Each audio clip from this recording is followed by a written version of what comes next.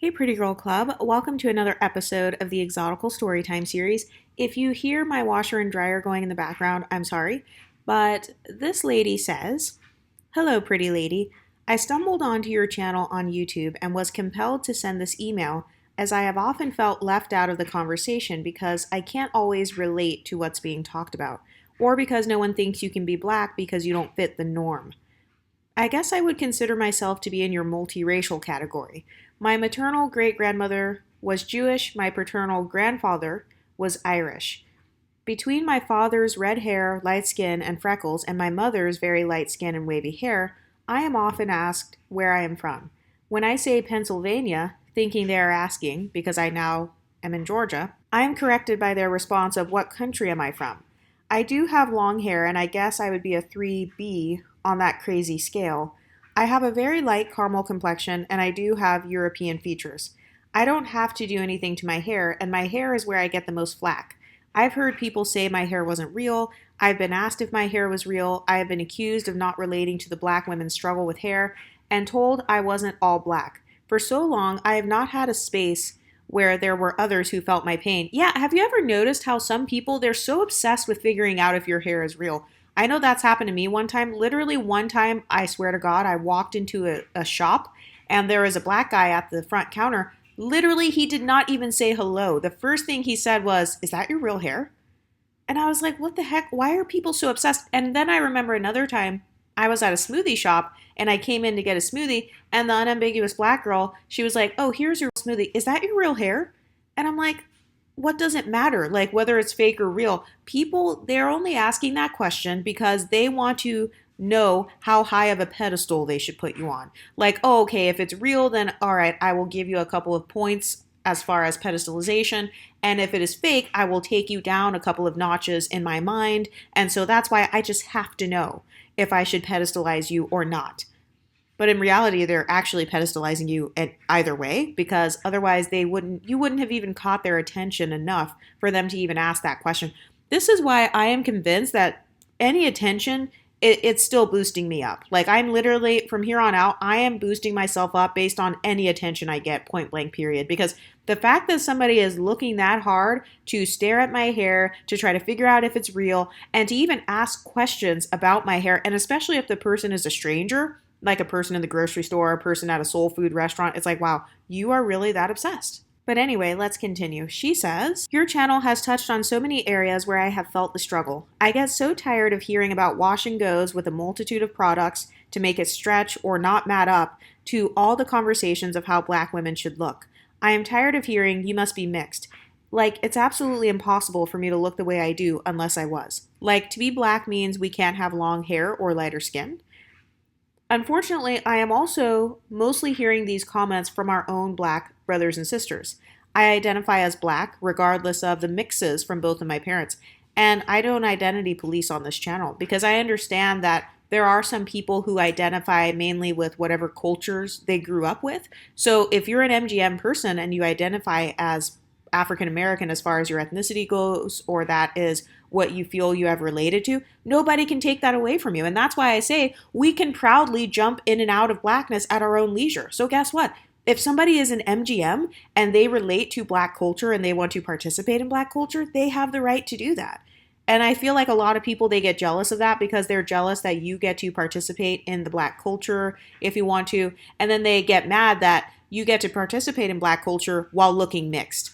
A lot of people get very ticked off at people who identify as monoracial and they have a lighter skin tone and look mixed. People get so mad at that because it's like, okay, you've got the richness of black history and black culture and stuff. And, maybe in some cases you can even do all the little dances and stuff. And, you know how to cook. You have all of the good parts of black culture. And then you also have what is considered the most beautiful look, or what's considered the pretty look in black culture, which is looking mixed, regardless of skin tone or hair texture. Just having a mix of both black and non-black features, I've noticed that a lot of people in the African American ethnicity tend to make that their beauty standard, whether they realize it or not.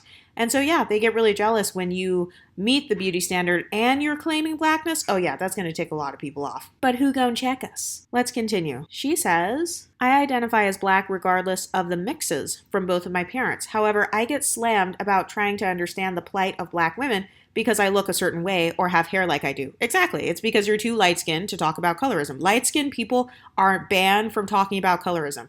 And this is why we need our own safe space. This is why mixed black women need our own safe spaces. Multi-generationally mixed women, we need our own spaces so that we are no longer being silenced. And have you guys noticed how ever since this channel passed 10K, now all of a sudden other people, they're finally like, oh, you know what? Yeah, let's all get along. Let's not divide ourselves. Let's not try to divide ourselves up based on skin tones and who looks mixed and who doesn't. No, you guys weren't keeping that energy a few years ago when you were saying light skins don't do shit for the black community, calling us ramen noodle head ass bitches. No. So why is it that suddenly when we finally have our own safe space and there are thousands of people joining it every single month, then suddenly when you feel intimidated and you don't want to get exposed, you want to say, oh, you know what? All women should just be united in general. Let's just all decenter men and just move on from this. No, we have the right to process our experiences however we see fit. We have the right to spend as long as we want on our healing journey, and we have the right to process our emotions in the way that we feel is most applicable to us. But let's continue. She says, I've even been told to my face that I am not all black. That stings the most. It's no wonder why you blew up on YouTube so quickly. Folks need to understand that there will be so many more mixtures coming along before we're even through. We are melting more now than ever. Yeah, and a lot of people don't understand multi-generational mixed people. And another thing that people don't understand is you can be mixed and be black at the same time. You know how? Because you are both black and white, or you are black and Asian. So if somebody tells me you're black, I'm not going to be like, oh, no, I don't have any blackness in me at all. Well, no, technically they're not wrong because blackness is a part of my identity. But if somebody also says you're a Latina, you're this, you're that, then it's like, that also, I identify with those things. So a lot of people, they do not understand nuance, and they don't understand that you don't get to control other people's identity. You don't get to control the nickname that somebody calls themselves. So I have a video on this channel talking about how you get to decide your racial nickname. So if you want to call yourself Blaxican, if you want to call yourself Blasian, if you want to call yourself Afro-Filipina, or whatever your mix is, whatever your background is, then that is your personal business. You can't go around policing what people's nicknames are for their own DNA. And I don't even shame people who, when it comes to mixed people, you also have the right to enhance or promote. You have the right to promote one part of your mix over the other. You have the right to promote one part of your mix or one part of your ethnicity higher than another. So for example, there are some women who are, they're mixed race Latinas, they're Afro-Latina, but they don't use the Afro part. They just say, I'm Latina, and that's it.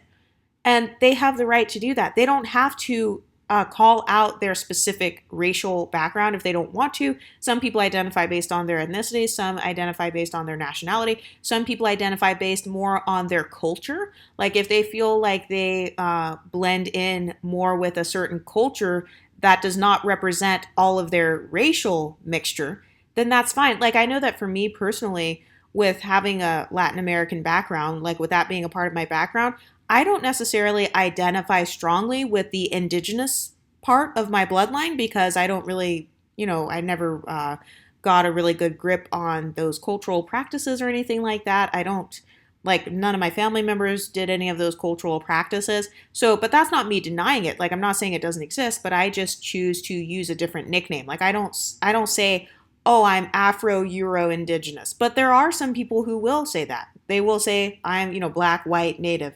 And that's okay. And then there are people who will just say black and native, and then maybe they don't talk about the white part that much, or maybe they don't talk about whatever part of themselves that much, and that is their personal business. So I do understand when it comes to MGM people who maybe you are mixed with white, but you were raised primarily in black culture, and you feel like you want to identify the most with that part of yourself and with that ethnicity, then that's your right, because nobody can argue with who your parents are, who your grandparents are, and who your family members are. But let's continue. She says, my son is a Blindian. as a result of folks not wanting to take me seriously. At the time I met his father, black men weren't feeling for me like the white and brown men were.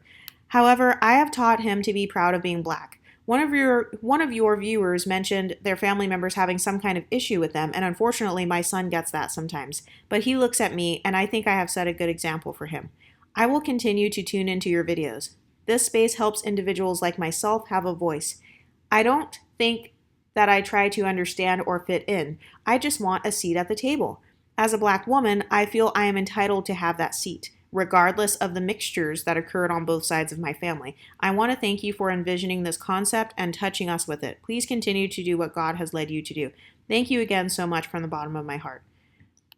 Yeah, you're welcome. And I feel like a lot of us, we have been left out of conversations surrounding blackness and the black community. Like when people try to tell me on this channel, they'll say, well, you can't speak on the black community. You can't talk anything about the black community. You can't say XYZ about black women. Actually, yes, I can, because so many people have forced it upon me to live my life solely as a black woman. And so I actually spent a good portion of my life denying any other heritage or, not talking about that or whatever. And now suddenly when I have a successful YouTube channel and when we have a successful safe space, now suddenly people want to say, oh no, you can't talk about black women. No, if we are representing you in the media, we have a right to do whatever we want. So we can either talk about our experience with blackness, or we can choose not to talk about it, or we can choose to dip in and out of the culture at our leisure. You don't get to control how we navigate through society. So yes, some women, they will identify more strongly with their blackness. Actually, I've heard some women on this channel call themselves mixed black women, and they're saying it that way because they're trying to emphasize their blackness because they feel like that's what they identify with the most. Same with Afro-Latina. They're putting the Afro part first because they feel like that is what I identify with the most, is the black part of my identity. So it's not like they're trying to say, oh, I hate the other parts, or I'm denying it, or I'm pretending they don't exist. But they're just trying to say that they may identify more strongly with those parts. And then there are people who they are, let's say you're black and Asian, and they identify more with the Asian part, or they identify more with their white side. And that's okay as well. Nobody gets to control how you navigate through society. But what do you ladies think? Let me know in the comment section, and I'll talk to you next time. Stay pretty, ladies.